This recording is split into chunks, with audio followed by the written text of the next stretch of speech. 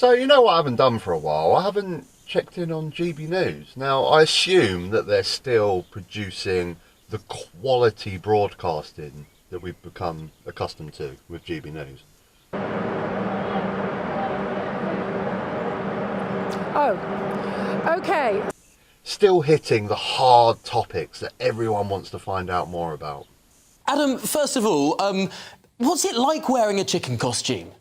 And also still bringing on quality guests to talk about the topics that really matter. Two men with the musical Midas touch, right said Fred. Join me now. Fred, Rich. Good evening. Hey, Mark. Hi. I'm bored. I got an hour to kill. The guy I'm delivering to is not back for an hour, so let's watch some GB News for an hour. Let's see what GB News has got to offer. Just coming up to 3 o'clock on a Tuesday afternoon. What sort of quality broadcasting have we got in store? This should be fun. Let's check it out. A single thing you say seriously. The most controversial topics. Sting the Westminster bubble every Sunday morning, only on GB News, the People's Channel. Britain's watching. Hello, I'm Calvin Robinson. Do not miss my Common Sense Crusade Saturdays at 7 p.m. When did this guy become a reverend? When did that happen? I've got to Google this. Hang on, what's his name? Calvin Robinson. 2022. Became a deacon of the Free Church of England. That sounds a little bit like a pound shop version of the real thing. He probably just turned up, signed a bit of paper. Okay, you can wear a dog collar now. When did this happen?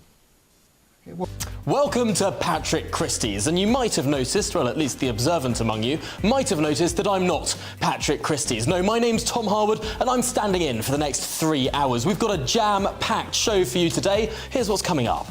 First of all, this row over Diane Abbott. It has got new legs this afternoon. The leader of the Labour Party, Sir Keir Starmer, has finally admitted what she said was anti-Semitic. Finally? We'll be diving in to... Finally admitted?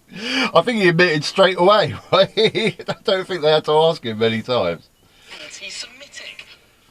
GB News are going to be like putting this Diane Abbott story out every hour for the next 2 weeks, isn't it? I mean, this is they're wetting their pants over this story. I mean, everyone condemns the word. No one. What she said was disgusting. She's going to be fired. End of story. It's like a half a day story. We'll be diving in this story, and should Diane Abbott be expelled? Well, the next story we're covering in a big way, of course, is Sudan. The SAS Excellence, that operation that got out all British diplomats. But big questions remain over the up to 4,000 Brits still stuck in the country. What can, or rather should, be done? Also today, the remarkable, the almost unbelievable story of a, get this, 42... Crazy, the almost remarkable story that I need to check my book.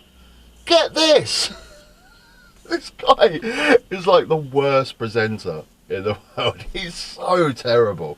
He's so terrible. 2-year-old man posing as a 17-year-old child refugee.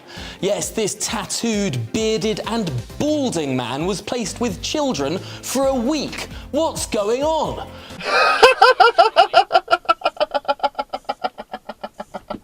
What's going on? He sounds like that guy from the Sillet Bang adverts. What's his name? Barry Scott. Remember me? Barry Scott. Over 1 million women around the UK are at it.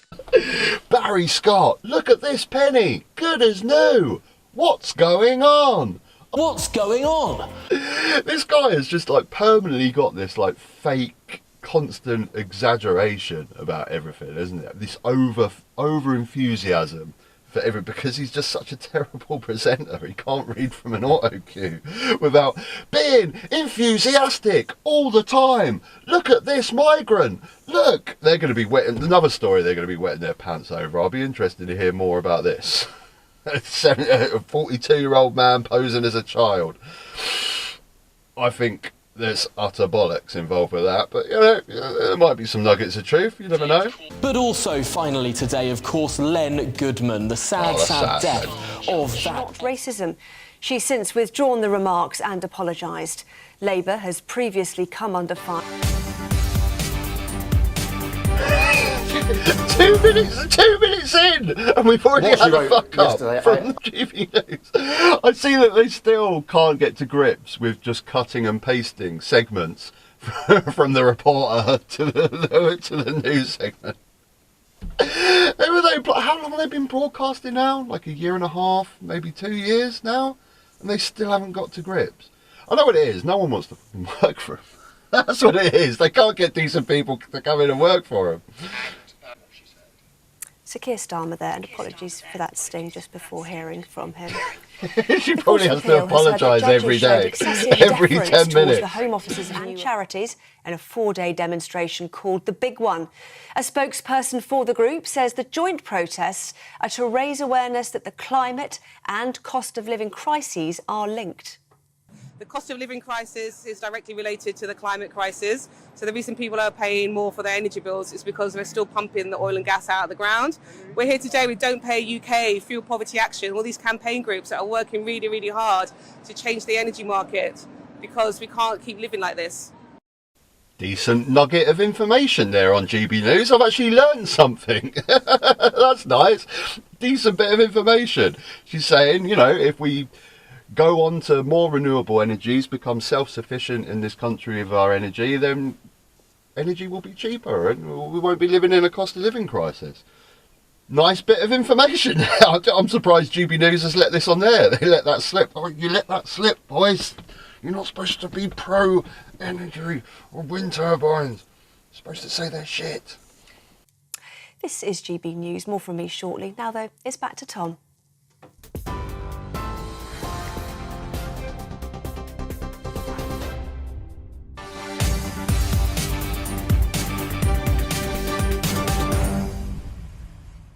Well, hello and welcome to Patrick Christie's with me, Tom Hardwood. And I have to say, listening to those news headlines, that spokeswoman from Just Stop Oil, I had to do a double take. Did you hear what she said? It was the reason why we've got an energy crisis is we're pumping too much oil and gas out the ground. It beggars belief. What did I just say? What did I just say? They couldn't let that decent little bit of information from the Just Stop Oil protest slip past. Oh, he has to, right, okay, he's been in the ear, hasn't he? As soon as that was on, right, Tom, you need to say some bullshit now about how we need more oil, so let's take a look. It beggars belief. It's the first time I think I've heard that we've got an energy crisis in this country because we've got too much energy, too much oil, too much gas. Remarkable. But let's... You're remarkable, mate. This guy's a fucking moron. He doesn't understand the concept of what the woman is talking about. It's really simple, Tom Hardwood, yeah? We've become self-sufficient with renewable energies, with wind, with solar, with turbines, and we're not reliant on foreign energy, which is pushing up our prices at the moment. It's really not that difficult concept to understand. Let's get on to the other stories today. Lots to get through. Let's get cracking. We start, of course, with Diane Abbott, who's fighting out racism.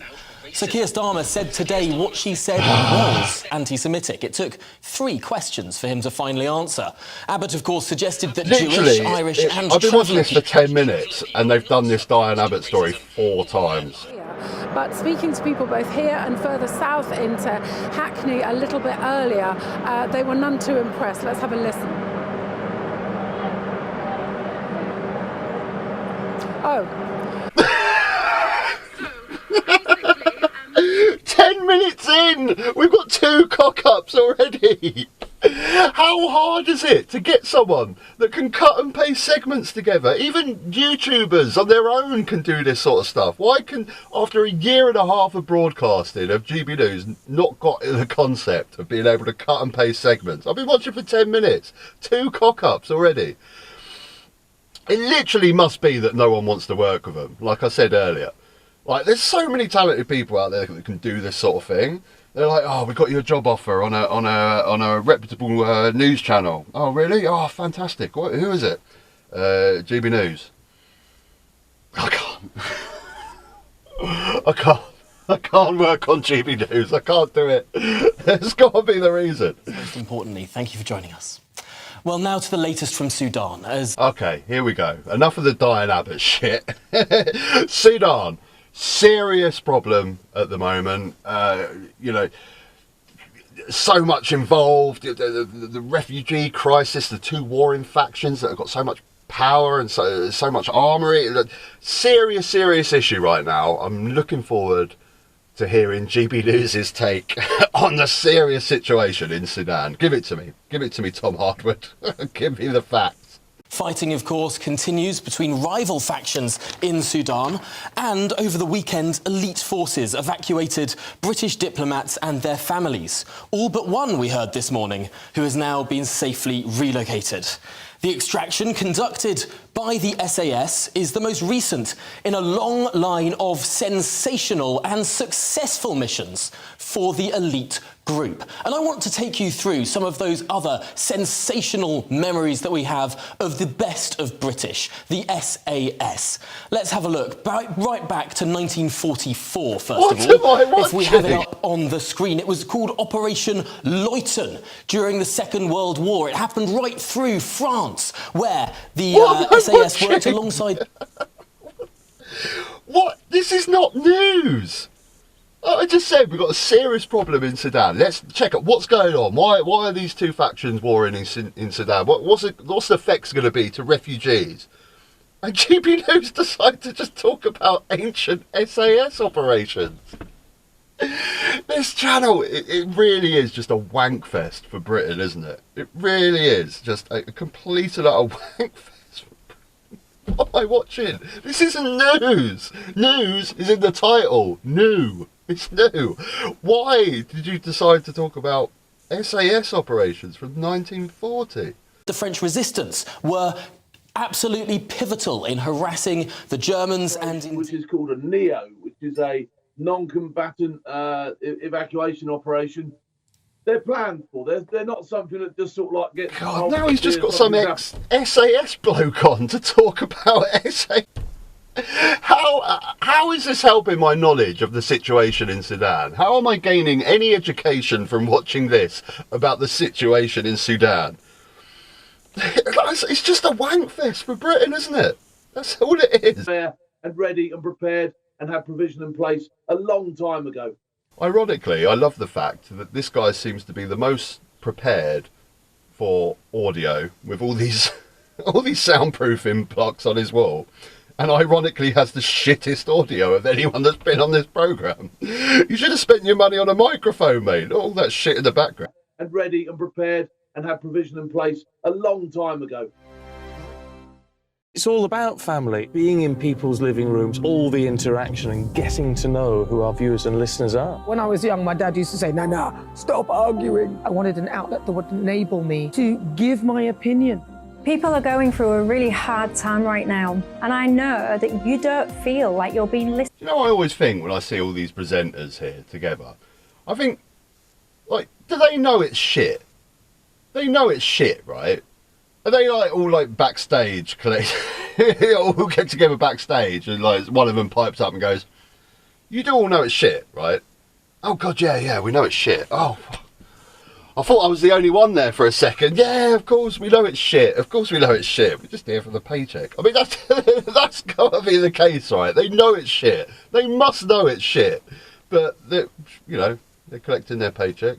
Listened to by the establishment. I came to GB News because it's the People's Channel. And we'll be across live to central London as Just Stop Oil protesters bring chaos to the capital. Chaos! Look at it! Look at it! I have literally never ever seen more chaos than is in this photo right here. Bring chaos to the capital's roads. But first, here's your very latest news. But, I'm getting off track. Do you think you'd still get away with it at the age of 42? Well, one illegal immigrant did. Yes, a 42-year-old Iraqi, we're calling AJ, he crossed the English Channel in a small boat and is found to be posing as a 17-year-old living with children. That's despite his thick beard, receding hairline and, quote, numerous tattoos on his arms and neck. Well, he's now staying at a 3-star hotel. Where else? Where other adult migrants are with them while... This is utter bollocks. This is such bollocks. They will not produce any evidence for this story. It's utter shite. It's probably, I don't know, maybe one guy was put in the children's section for like 10 minutes or something. There is no way that anyone put a fully grown, balding, bearding guy like they're going on about into him with children. Now, this is my problem. It was my biggest issue with GB News. You've got a news broadcaster. You can talk about the hot topics of the day. Refugees crossing the channel, serious situation, people that are desperate, real desperate people. This guy's obviously desperate if he's trying to pretend to be a 17-year-old or whatever. Talk about why is this happening? Get into the stories of the people that are coming. Interview some of these people that have come over on the boats. How did you end up here? What's going on? But instead they pick up a story like... It's just bollocks. It's just such bollocks. Situation. Apparently, suspicions were raised bollocks, given the size of the bloke, his big bushy beard, the tattoos, the balding. I mean, all the rest of it. Some pretty. The tattoos, the balding. How does this happen? Silly bang, good as new. Silly bang, universal degreaser. Bushy beard. Silly bang, universal degreaser. The tattoos. Silly bang, universal degreaser. The balding. I hate this guy so much. Hello again, it's Aidan McGibbon here from the Met Office. Cold winds out there are bringing plenty of wintry showers, a mix of hail, sleet and snow for northern parts of the UK, with more prolonged rain affecting southern... I actually think the weather presenter is probably the most professional and most talented person on GB News. He seems to be quite slick. He can actually present a show without being a complete and utter moron. I feel for the guy though, because he's probably the same. He's been studying all his life. University, meteorology or whatever weathermen study, dreams of becoming a weatherman, and then he ends up on GB. His wife turns to him at the end of the day and goes, "Oh, you're living the dream, you're doing exactly what you want." He's like, "It's on GB News." Just give me anything. I'll take Channel 5. Give me Channel 5, but don't let me be the weatherman on GB News, please. Anything.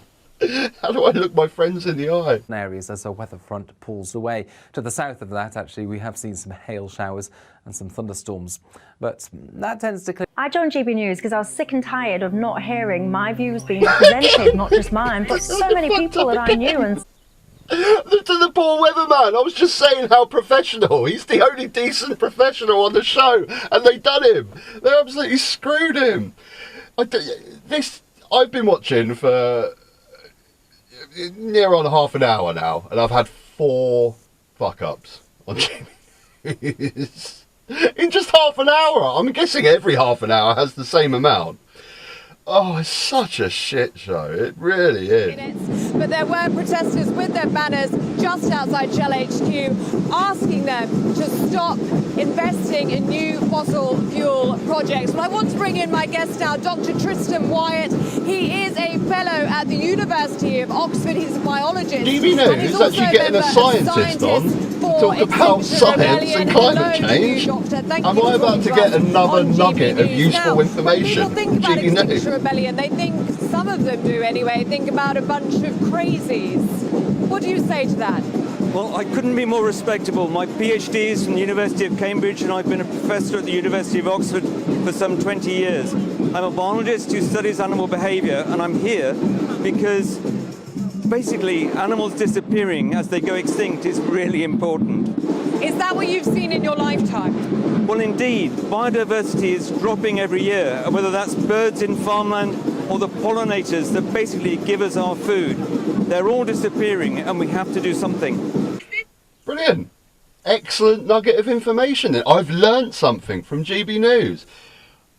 This professor from Oxford has just told us the importance of biodiversity and how the animals going extinct and bees pollinating the crops that we eat is a really serious issue. I'm happy. I've learnt something from GB News. Let's see their take afterwards. Is this the way to do it, though, Dr. Tristan Wyatt? You are an intelligent man. We have disrupted the streets this march for the past hour or so. Many of the main streets through London have been completely blocked off to traffic. There's a bus right there. There's a bus. Well, there's a bus. If you think of the London Marathon, that's disrupted London for much more. But seriously, it's important that we protest because we've tried everything else. We've signed petitions, we've written letters to our MPs, we've done everything else, and it's trying to get the attention of the audience. And we simply can't get it except by protesting, so that's why we're here. OK, Dr. Tristan Wyatt, I've got to leave it there. Thank you very much for your time. Well, Tom, we'll end you with this scene here. You can see the drums are going, the dancers are going wild in their Extinction Rebellion, are very much out in force. They're going to march again now back over the bridge to Parliament Square, where I'm sure we're going to see these sorts of scenes continue into the early evening. Thank you so much, Ellie, for getting us the very latest there live on the scene and battling that noise in the background too. Really appreciate it. And I have to say, from a personal perspective, I'm just very glad that these people are no longer smashing windows as they seemed to do so often last year. At least a semblance of a respect for property rights is always nice. But that's exactly what you should take from that segment, the respect for property rights.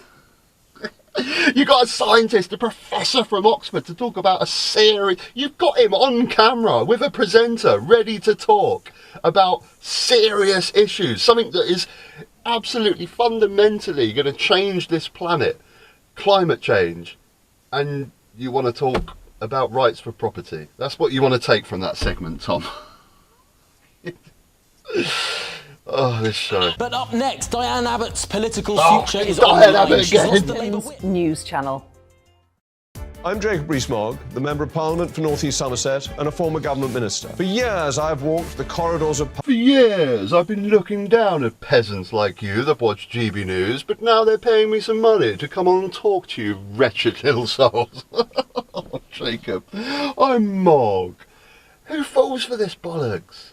He doesn't give a shit about you, GBNews viewers. He couldn't care less. He would spit on you on the street if he thought he could get away with it. Fucking Mogg. In both Westminster and the City of London. We need to have the arguments, the discussions on how we make it better. Made me laugh. The bosses at Blackpool Zoo want people to dress up in giant inflatable bird costumes and scare off seagulls who are... Right, we've got an hour. What hot topics are we going to cover? Right, we've got to do Diane Abbott about 7 times. Okay, yeah, we'll get that in. You got a dodgy migrant story. Yeah, we got an old boy that wants to dress up as a kid and try and pretend to be a 17-year-old. Brilliant, excellent, we'll do that. Climate protests. Yeah, cover that. They look like a bunch of dicks. There's a story about dressing up as birds at Blackpool Zoo. Yes, we should definitely get that one in. Stealing food from visitors.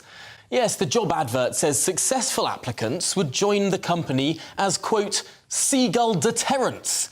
They say for people who want to work for the zoo must be outgoing as they need to be comfortable wearing a bird costume.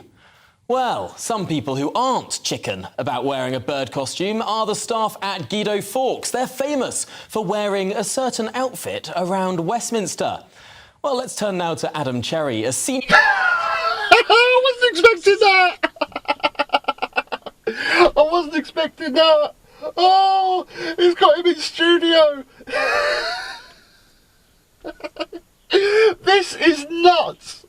This channel is nuts! I've just picked a random hour on a random afternoon. Is this what every single hour is like on GB News? Senior reporter at Guido Fawkes. A very serious publication, clearly. We're proud to be GB News, The People's Channel, Britain's news channel. Westminster is going around in ever-decreasing circles, followed by the media. Britain is broken. Who broke it? Farage. Fucking cheek of this guy. Cheek of this guy. You broke Britain, mate. It was your fault. Before you came along, we didn't have this horrendous political divide that we have in this country where we hate each other. You didn't push the right to the so far to the right. You didn't have Brexit costing us £100 billion a year, just completely destroying our economy. It's you. And the bloody cheek of this guy to come on a news channel and go, Britain's broken. How do we fix it? You not existing, that would have fixed it. And I can't. That's enough. GB News for me today. What did we learn? What did we learn from watching GB News for an hour? So we learned that we got a very important situation in Sudan. You know, this is my biggest problem with GB News. Like I said earlier, they've got a platform to bring proper news, but it's not news. They bring up Sudan and they talk about ancient SAS missions. Don't talk about the problems that's going on. I want to know what's going on in Sudan. I don't want to know about it. I can find out about an SAS mission back in 1940 by just Googling it if I want to. That's not news. You get the climate crisis. You get a professor. You know, you've got him on camera. You can talk about these issues, and you're just concerned about the disruption on London streets. Diane Abbott every single second of the day, and a guy in a chicken. That's what I learned from watching GB News for an hour. It's not news, and who's watching this shit? I mean, there's some people are. Like I say, there was about 500 viewers for an afternoon on YouTube. I don't know who's watching it from the TV. But it's just bad, isn't it? It's bad. Right, that's enough from me. Give me your thoughts as always on GB News. Did you learn anything? Was it substantially any good for you to watch GB News with me for an hour? I gave you the highlights. Till next time, take care. Silly bang universal degreaser. Bushy beard. Silly bang universal degreaser. The tattoos. Silly bang universal degreaser. The balding. Silly bang universal degreaser. Bushy beard.